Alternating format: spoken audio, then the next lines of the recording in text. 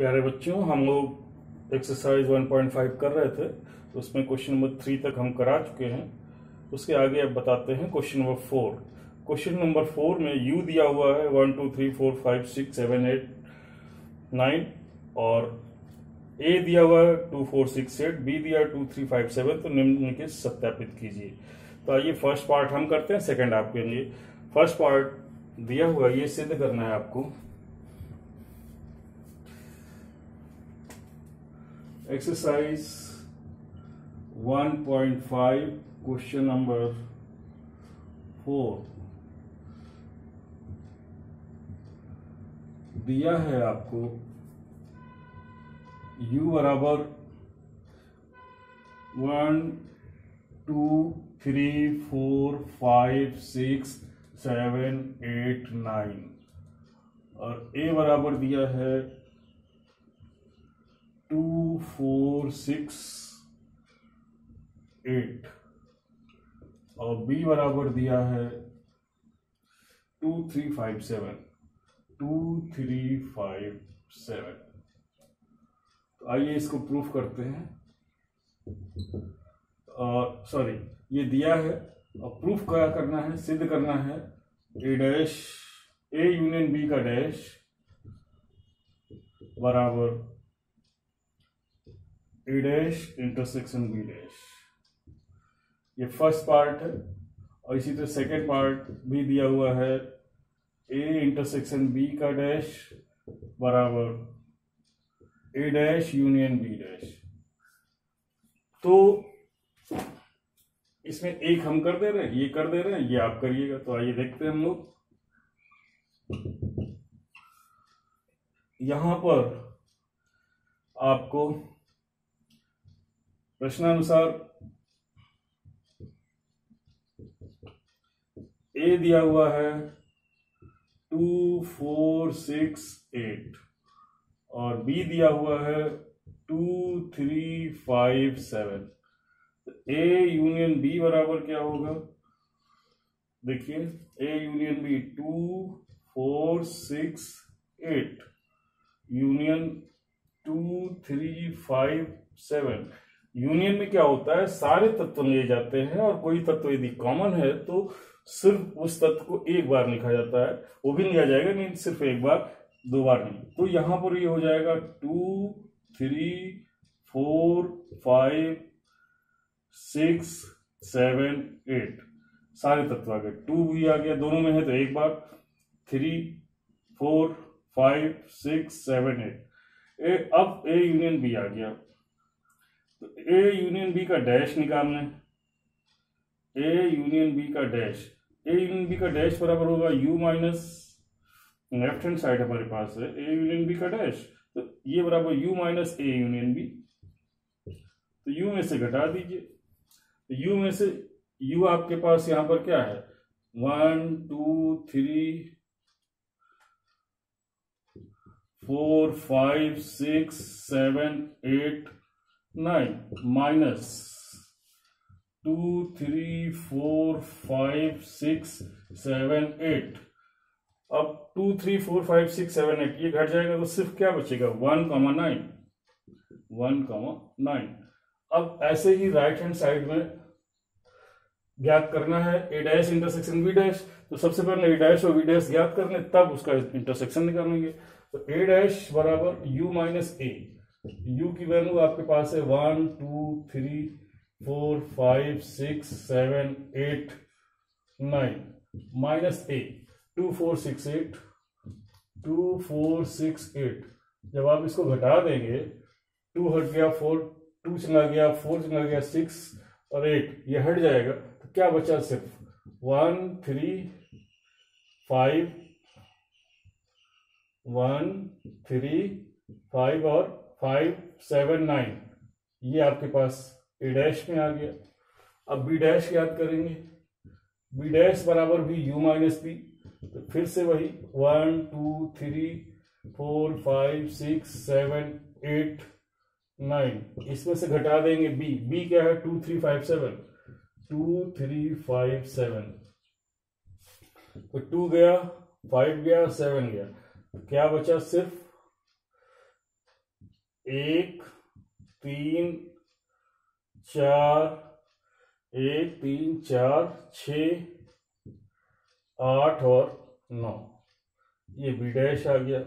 अब A dash intersection B dash, 1 3 5 7 9 intersection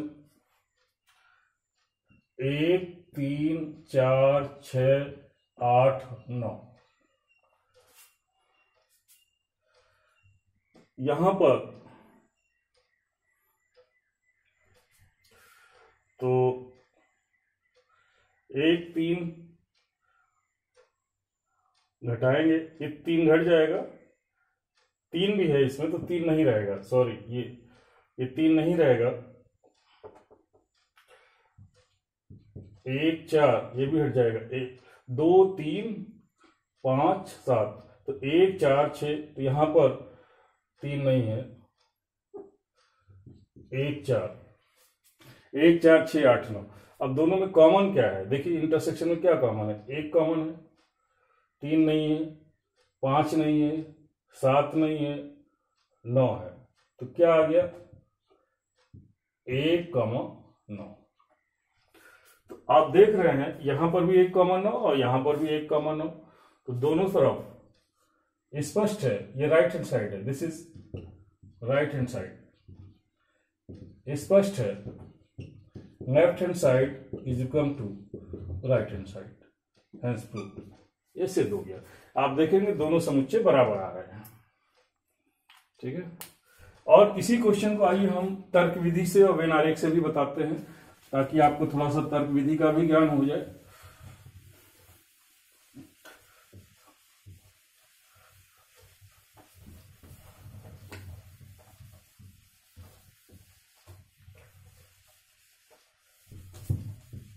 तर्क विधि से जैसे इसी चीज को सिद्ध करना है, प्रूव दैट,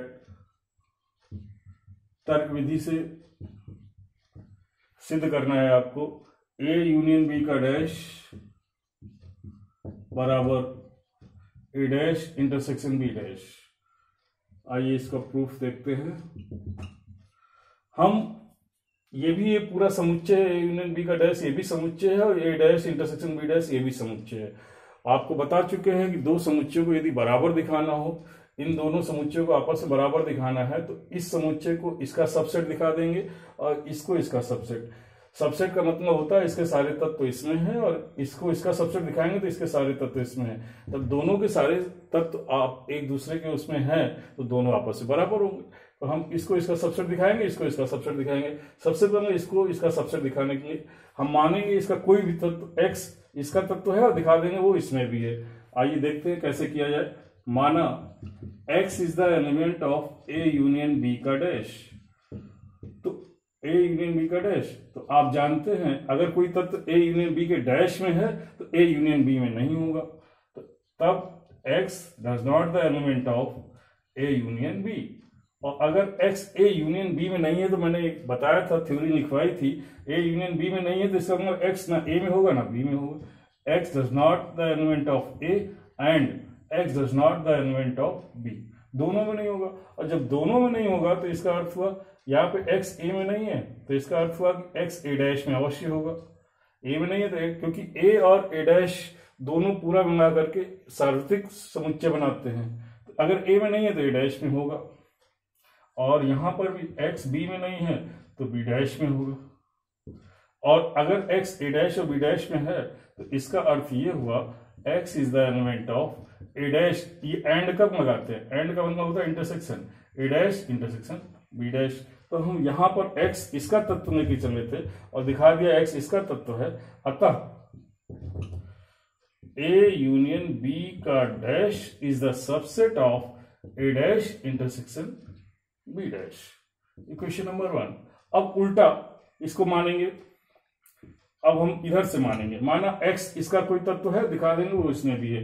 माना x is the element of A dash intersection B dash, तो यहां पर इंटरसेक्शन की परिभाषा से आपको लिखवाया है कि अगर x इसका तत्व है, इंटरसेक्शन में है इनके, तो इसका मतलब इसमें भी होगा इसमें भी होगा। अर्थात x is the element of A dash and x is the element of B dash. और अगर x a डैश में है तो a में नहीं होगा। इसका मतलब हुआ x does not the element of a and x does not the element of b। और अगर x a में नहीं है और b में भी नहीं है तो इसका अर्थ ये हुआ कि x does not the element of a union b। a union b में भी नहीं होगा, और अगर a यूनियन b में नहीं है तो a यूनियन b में अवश्य होगा। x is the element of a union b का डैश। तो इसका लेके चले थे, इसका दिखा दिया। अतः a dash intersection b dash जो है ये समुच्चय किसका सबसेट होगा? a यूनियन b का dash. Equation number 2। Equation number 1 और 2 आपस में, अब 1 और 2 ये इसका सबसेट है और वो उसका सबसेट है, तो समीकरण 1 और 2 से दोनों समुच्चय आपस में बराबर होंगे। तो क्या हो जाएगा तब? a यूनियन b का डैश जो होगा a dash intersection b dash के बराबर होगा। इस तरह से तर्क विधि से इसको हम सिद्ध करते हैं। और इसको एक विधि और बताते हैं आपको, वेन आरेख विधि से। सभी विधियां आप समझे रहिए कैसे करते हैं। ये विधि, तर्क विधि, इस तरह के आप आगे हायर क्लासेस में आपको जरूरत पड़ेगी।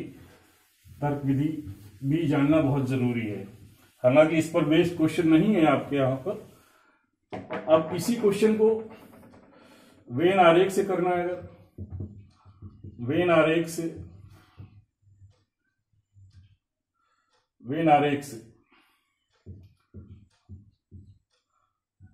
क्या?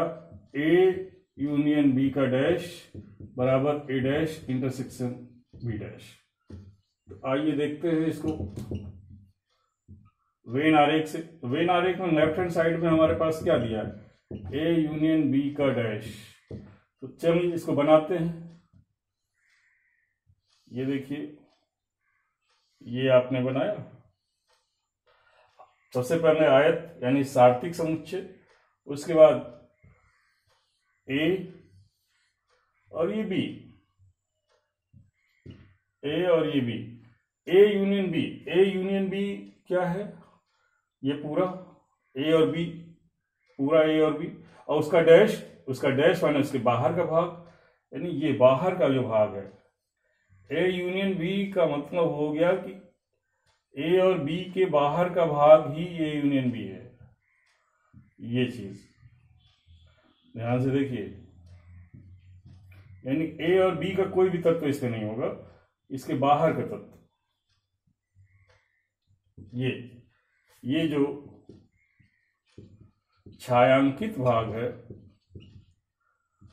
यही a यूनियन b का डैश होगा। डैश का मतलब वो भाग जहां पर a यूनियन b ना हो। अब इधर राइट हैंड साइड में आप चेक करें, राइट हैंड साइड में a dash intersection b dash, देखिए क्या आता है।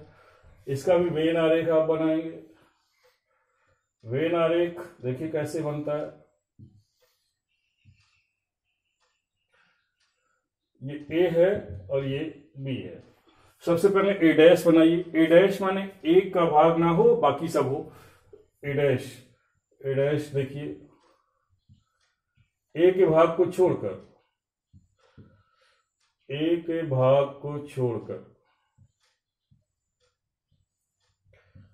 ये आ गया। अब b डैश b के भाग को छोड़कर, b डैश को खड़ी रेखाओं के द्वारा दिखाया जाए ऐसे, इसमें b का भाग रहा है।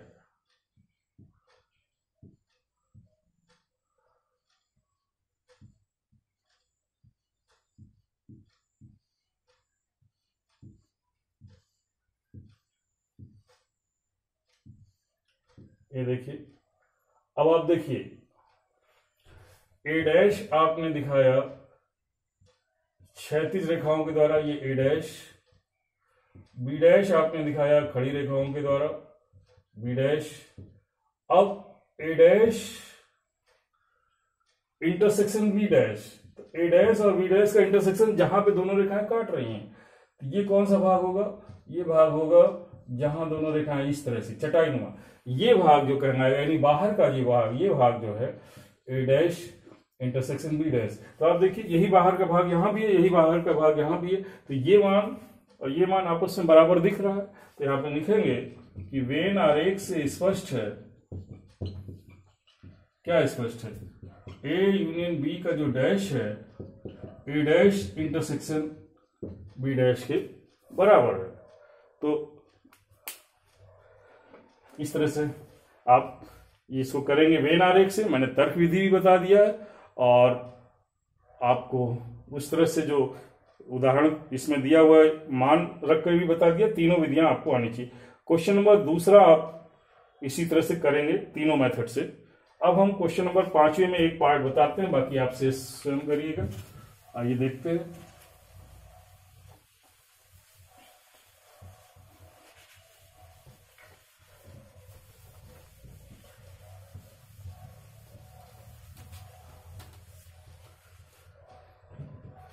पांचवें में ए यूनियन बी का डैश अभी हम बता ही चुके हैं, ए डैश इंटरसेक्शन बी डैश ये भी बता चुके हैं। तो ये आप पांचवा क्वेश्चन क्वेश्चन नंबर 4 में जो अभी आपको वेन आरेख से बता रहे थे, तो ये आप उसी तरह से कर लीजिएगा। तीसरा चौथा आप स्वयं करेंगे, नहीं आएगा तब हम बताएंगे। आइए क्वेश्चन नंबर 6 देखते हैं। क्वेश्चन नंबर 6, क्वेश्चन 6 कह रहा है मान लीजिए किसी समतल में स्थित त्रिभुजों का समुच्चय सार्थिक समुच्चय U है। U जो है दिया हुआ है त्रिभुजों का समुच्चय, त्रिभुजों का समुच्चय किसी समतल में।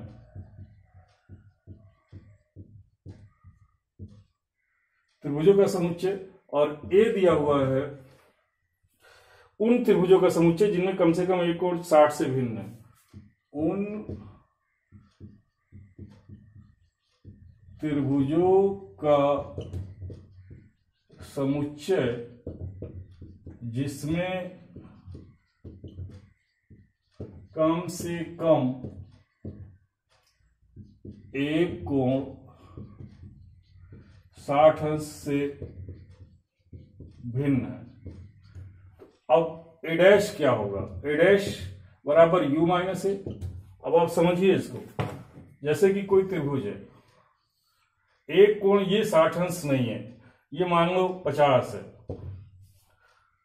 तो शेष ये कोण कुछ होंगे जो भी हो, मान लो ये 60 हो गया और ये 70 हो जाएगा। इस तरह से कहने का मतलब अगर एक कोण 60 अंश से भिन्न है तो इसमें समबाहु त्रिभुज तो आएगा ही नहीं, और बाकी सारे समबाहु त्रिभुज नहीं आएगा, तो और बाकी सारे त्रिभुज आएंगे। तो यहां पर ए डैश में वे त्रिभुज आएंगे जो समबाहु है। तो U माइनस ए बराबर आ जाएगा उन त्रिभुजों का समुच्चय, या उन त्रिभुजों क्या ये कहते जो समबाहु त्रिभुजों का समुच्चय, समबाहु त्रिभुजों का समुच्चय ए डैश होगा। ठीक, अब आते हैं क्वेश्चन नंबर 7। निम्नलिखित कथनों को सत्य बनाने के लिए रिक्त स्थानों की पूर्ति करिए। ए यूनियन ए डैश, आपको पता है ए और ए डैश दोनों मिल करके सार्वत्रिक समुच्चय बनाते हैं, इनवर्सन सेट बराबर U के। First part. Second part, phi dash और ए का इंटरसेक्शन। फाई डैश आपको पता है, फाई डैश का मतलब होता है U माइनस फाई, और U माइनस फाई माने U, फाई में कोई तत्व है ही नहीं तो घटाएंगे तो वही U का U रहेगा। तो यहां पर इसका मतलब ये हो गया फाई डैश बराबर U, तो U इंटरसेक्शन A, और A के सारे तत्व इसका मतलब U में होंगे, तो इसका इंटरसेक्शन A के बराबर आएगा। ठीक है। तीसरा, A intersection A dash. A और आपको ये भी पता है A और A डैश आपस में एक भी तत्व इनमें कॉमन नहीं होगा, क्योंकि जो तत्व A में होंगे वो A डैश में नहीं होंगे, जो A डैश में होंगे A में नहीं होंगे। इसका इंटरसेक्शन फाई। और चौथा है U डैश इंटरसेक्शन A। अब आपको बता दें U डैश का मतलब होता है U माइनस U, तो U माइनस U माने सारे तत्व घट गए, बचा फाई, तो फाई का इंटरसेक्शन A के साथ कोई तत्व कॉमन नहीं है बराबर फाई। तो इस तरह से ये अभ्यास पूरा हो गया। बाकी आगे की थ्योरी नेक्स्ट वीडियो।